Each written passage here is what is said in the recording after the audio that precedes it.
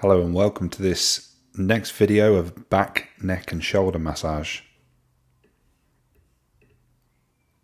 So if you're a massage therapist, then probably one of the most frequent requests for you as a therapist is for back, neck and shoulders when it comes to general massage treatments.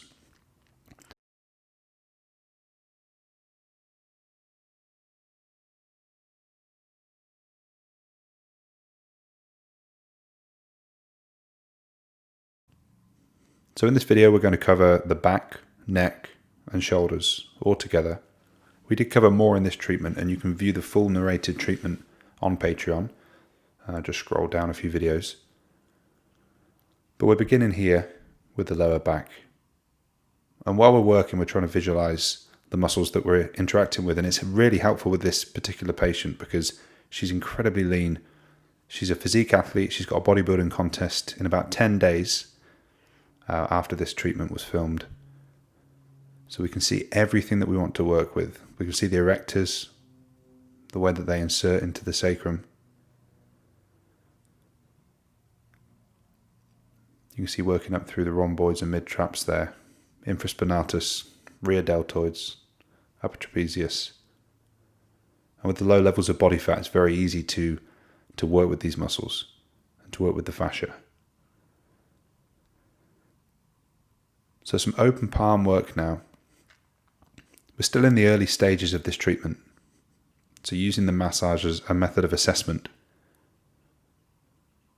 to try and learn how the muscles are responding. I've seen this patient many, many times, so I am used to her body and the particular areas of tightness.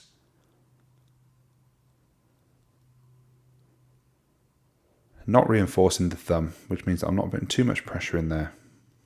I'm trying to work through the superficial structures into the erector spinae. And when we think about the erector spinae, it's not just one muscle. It's actually broken down into three muscles. And those three muscles can be broken down into the different sections of the spine. So cervical, thoracic, and lumbar. We've got the spinalis that's closest into the spine, longissimus, and then iliocostalis, which is slightly further out, probably roughly where my fingers are now. But actually we're getting deeper in, and you can see some cues from the patient that she's struggling with this one, and the volume's muted from the treatment. But at this stage, she was making a few noises, and we were communicating, so I was making sure that I wasn't pushing her above a perceived 7 out of 10 on the perceived pain scale. We're trying to target QL, and it's getting quite uncomfortable. So in a moment you'll see me break it up with some lighter superficial strokes, slightly quicker to give some variation and to allow her to relax and to not irritate the muscle that we're working with. Because if we just continue on with deep pressure, frictions and other irritating techniques, then we can end up causing it to go into a spasm or just to become irritated and painful.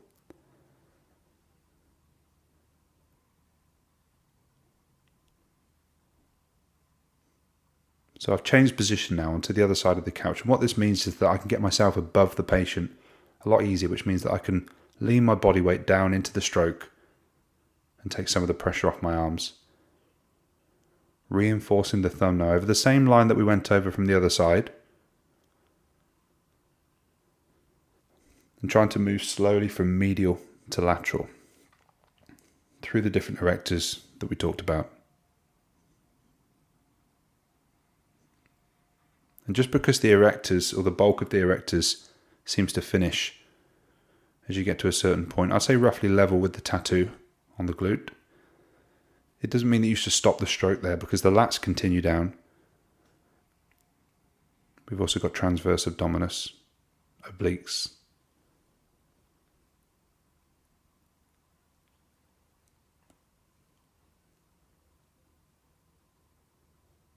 Beginning to work through the other side now. I'm trying to trace that iliac crest, which is not hard to do. Someone with so much muscle mass and that's so lean. And aiming to work in the gap created between the last rib and the iliac crest. And in there's QL, quadratus lumborum. And it sits just beneath the erector spinae, which are quite a chunky muscle group, and especially on this patient. So it means that we do have to come in more laterally, more from the side. I'm placing even pressure as I pull through. I'm waiting for some restriction, waiting for some impedance to that stroke. And when I feel that, I'm keeping that pressure constant and just waiting for that muscle to move under my fingers. So you'll see me start to repeat what I did on the opposite side, and I'm definitely not one to follow a pattern of treatment or a certain structure or routine. But I want to make sure that I don't miss anything. And I'm also assessing the left side compared to the right and seeing how things feel. The more people that you get your hands on, the more you'll have an idea of what normal, in air quotes, feels like. But the easiest way that we can tell that, and the quickest way, is to assess on a patient from one side to the other.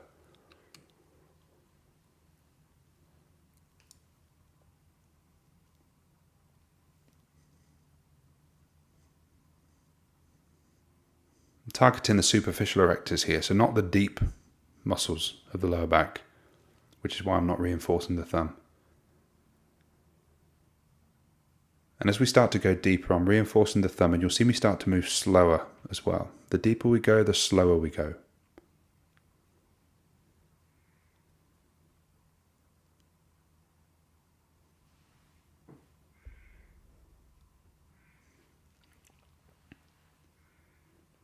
Back into QL, and as I return to this muscle, I'm starting to go a little bit deeper. And if I've got one area of treatment in mind, so I really want to target QL and make some changes there and release some of that pressure and tension, I'm going to treat it and then go away and then come back and go away and come back again, so as to not irritate the muscle, to give some variation to allow the patient to relax. So I'm back onto the side that I began with now, repeating what I did on the right side, so reinforcing that thumb with a palm, which is my preferred way to do it. You will see me reinforce with the other thumb or with fingers so that you can see what my thumb's doing.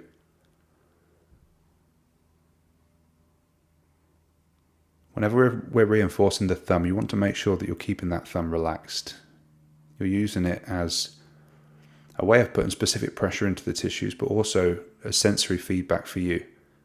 And the more tensed and contracted that is, the harder it's going to be to pick up on that tension and that feedback. And I should expand on the term feedback, really, and what I mean by that. I think what you're looking for is to move through the muscle with a consistent depth, pressure, and tempo. And then that can allow you to feel restriction, and where it feels like you can't get through a certain point. And when you feel that, you need to respond to it. So my usual response is to slow down, possibly increase the depth very slowly, and then wait for that to give way.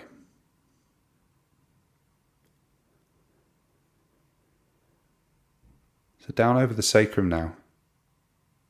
And over the sacrum we've only got one muscle, and that's multifidus, which is a deep muscle, very important to the core and lumbar spine, but almost impossible to access. And the only place that we can get access to it is over the back of the sacrum. Moving to the head end, I can change the direction of my strokes. And you'll see that I've got some intention going forwards. Coming back, I'm not keeping the pressure because it would be just too taxing for me as a therapist. So I'm keeping contact. It's important not to let go. Some open palm work into the upper traps. Slowly moving those strokes further up, closer to the head end as the focus becomes the upper back. Try to make very gradual transitions in treatment from one area to another. It can feel less abrupt, and it can facilitate that relaxation and allow the patient to relax a bit more into the treatment.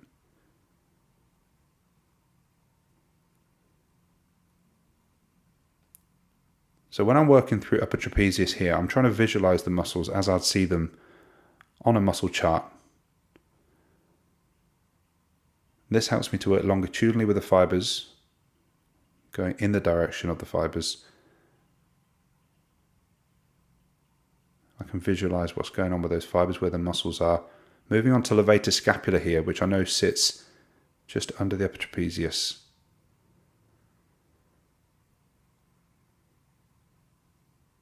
and then continuing those strokes down the mid-traps, rhomboids, using the bony prominences that I can see and feel to help me navigate around.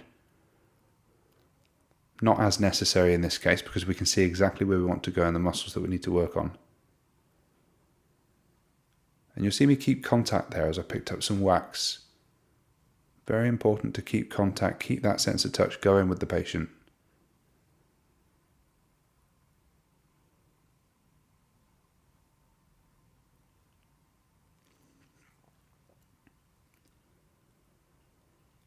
Reinforcing the thumbs, and again visualizing the direction of those fibers.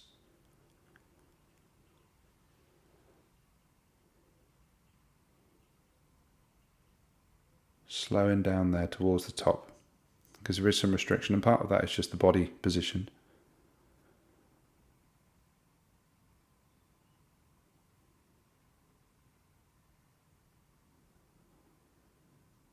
Some petrissage into the upper trapezius. Petrissage for me is more effective in finding out areas of tightness as you strum across those fibers like strings on a guitar. You can feel for the tight ones. And then when you know where they are, you can start to apply a bit more focused strokes longitudinally like I'm doing now.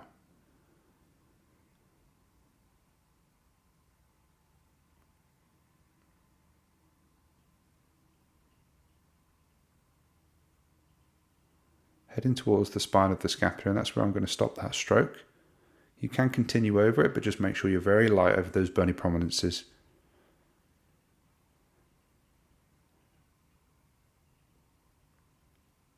So inevitably you will cross over levator scapula when you're working through the upper trapezius. And you can know where that is by its insertion point on the superior angle of the scapula. When you find that, it's important not to do any frictions on that insertion point. It can feel like a knot, it can feel quite knobbly. This is just the makeup of that particular tendon. Not forgetting the lats. It can be difficult to work on the lats, with the ribs being so superficial. So you'll see a lot of the strokes that I use are open palm, pull-throughs with flat fingers, and STRs and METs that I'll detail in other videos. But a very big, strong, important muscle is the only muscle that connects the arm to the hip. And hugely important in fascial trains and muscles working together to produce movement. So something like walking, if you think the right leg's going to go forward and the left arm's going to go forward, the tension created at the sacroiliac joint to keep the spine stable comes between the right side glute max being under tension and the left side lat being under tension. So we need a good balance between those two.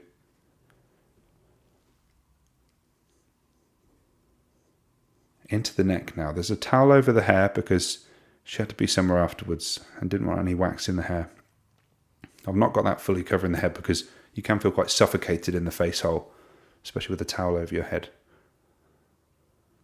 So I'm seated to allow me to get in from the top portion superiorly into those tissues. A little bit easier. I've changed the arm position there as well. Just makes those traps a bit more accessible and a bit more pliable, easier to work with. My thumb there is tracing the line in between the clavicle and the spine of the scapula. And supraspinatus sits just in there on top of the spine of the scapula. So if we apply enough pressure, we can get through the upper traps and into supraspinatus, which can be quite a troublesome muscle when it comes to shoulder issues and especially shoulder impingement.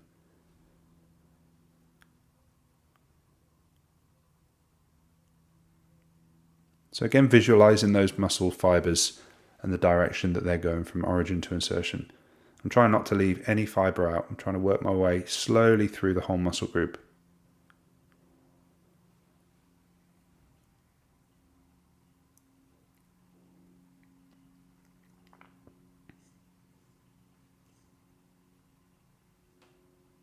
So back onto the left side now, and some petrissage with the thumbs.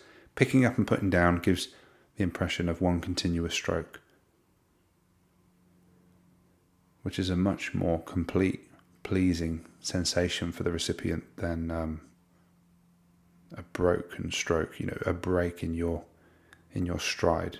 So picking the hand completely, lifting it away from the patient and then putting it back on. You're always best to keep that contact. And you can change the emphasis here and the focus on where you put the pressure. Here it's the thumbs, but we can change that. Hold your position with the thumbs and then put the focus on the fingers and pull back through the upper traps.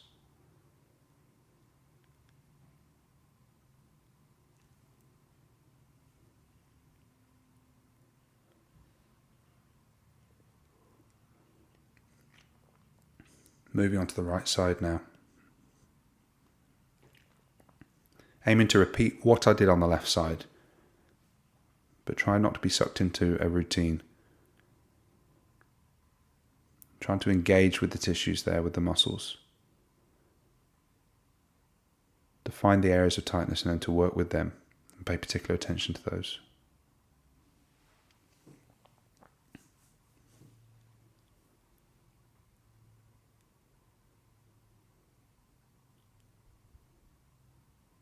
See my fingers splayed, keeping contact on the back.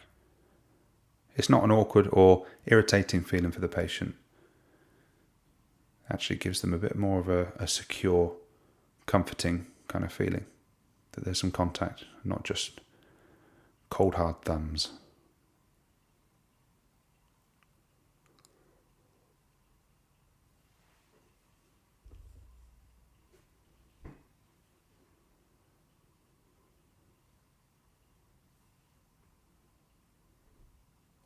You will see that I take my time with these treatments. I will say you're not getting paid by the stroke. Slow and deep and intentional strokes are far better than 10 times as many strokes superficially and rushed.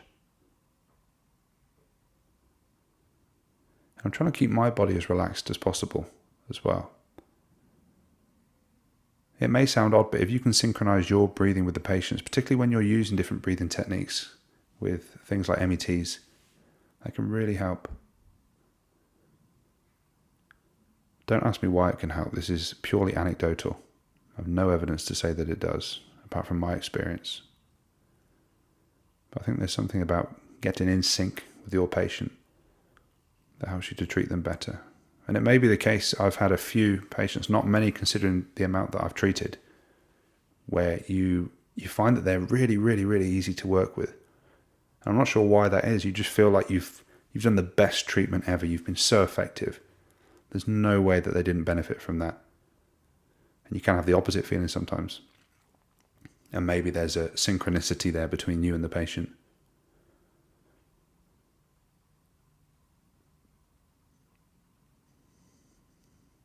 Back into petrissage on the right side, working through those thumbs, picking up and putting down.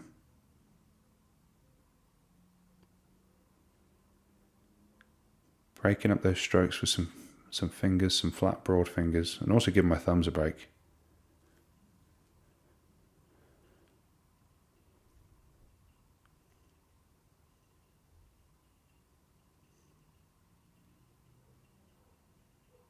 Trying to target some of the anterior structures now. We're thinking scalenes, sternocleidomastoid, the muscles around the front of the neck, which are so often neglected and missed out by therapists.